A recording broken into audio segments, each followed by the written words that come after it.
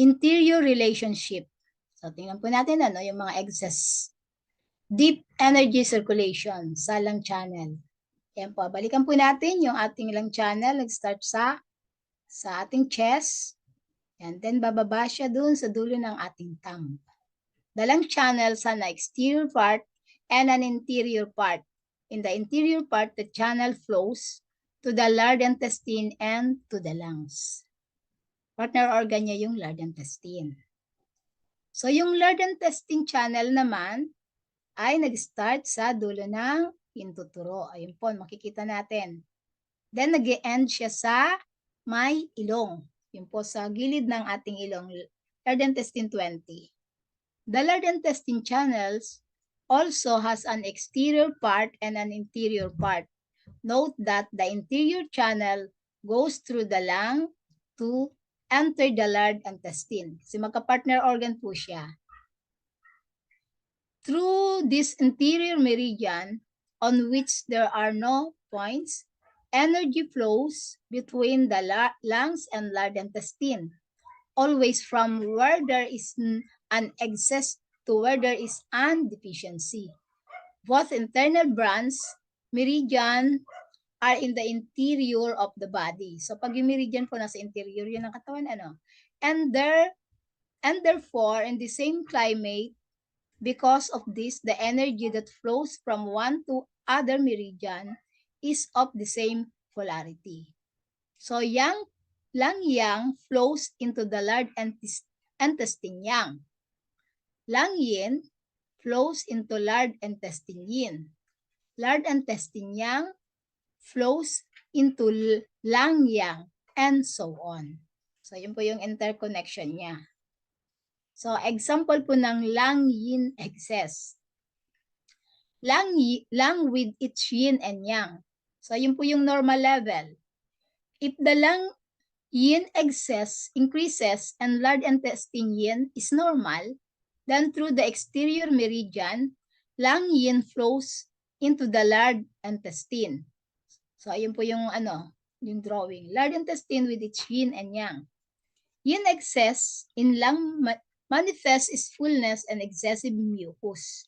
So pag yung lang po ang nag-yin excess, in large intestine, yin excess manifest as large watery stools. So yun po yung mga nangyayari.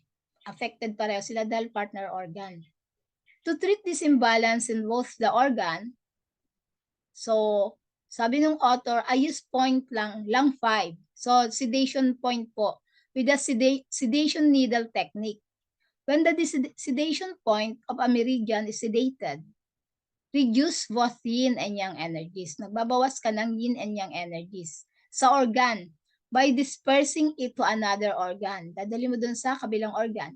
But it is sent out more of the house energy than the opposite energy, which means sedation of lung 5 disperses approximately 90% of yin and only about 10% of yang energy. This worked well to balance the imbalance in questions. So yun po, dahil partner organ po si lung and large intestine, pag nag-sedate ka po dun sa isa, pupunta po dun sa kabila.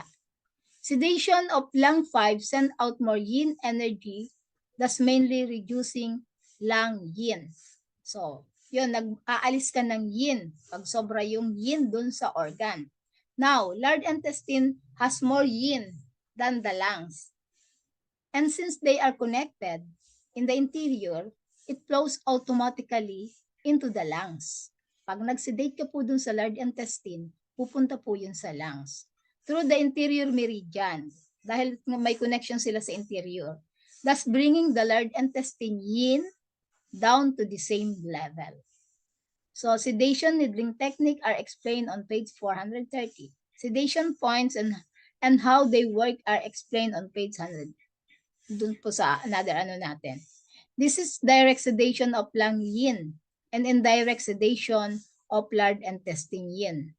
If you wish to sedate the yin, either in yin organ or in its coupled organ, it would suffice to sedate only the yin organ. So, maapektuhan po siya, magkakaroon ng counter effect. An excess in lung yang with symptom of bronchitis or eczema. So kung sobra po yung yang dun sa lung, so magsesedate ka, ang excess energy ay pupunta po sa large intestine. Nagkakaroon siya ng colic, painful stool, or colitis. So dun po siya pupunta. So sabi ng author, if I need to sedate lung yang, point lung 5 would be suitable. So as it would sedate more of the yin, therefore, point lung 2, the sedation point of large intestine, should be used, as this would sedate much more the house energy of the large intestine, which is yang organ. So when large intestine yang is dispersed, the large intestine would have less yang than the lungs. So mababawasan po yung yang ng large intestine. As these two organs are connected through the interior meridian, yung excess yang po would flow automatically from the lungs to large intestine. So, pupunta dun sa partner organs niya, thus reducing lung yang as well. Mawawala dun sa lungs, pupunta siya sa large intestine. This is direct sedation of large intestine yang and indirect sedation of lung yang between coupled organ. So, pag natanggal mo na dun sa lung, pupunta sa, pwede ring mawala dun sa partner organ niya. So, pwede yun nga, maidudumi mo na, kaya mawawala na. Yung init sa baga, pupunta sa large intestine, then idudumi ng large intestine, yung mga init, then magno-normalize. Siya po yun yung explanation niyan. So, if the yang needs to be sedated, either the yin or the yang organ, it is the yang organ that should be sedated. So, yung yang organ, yung large intestine.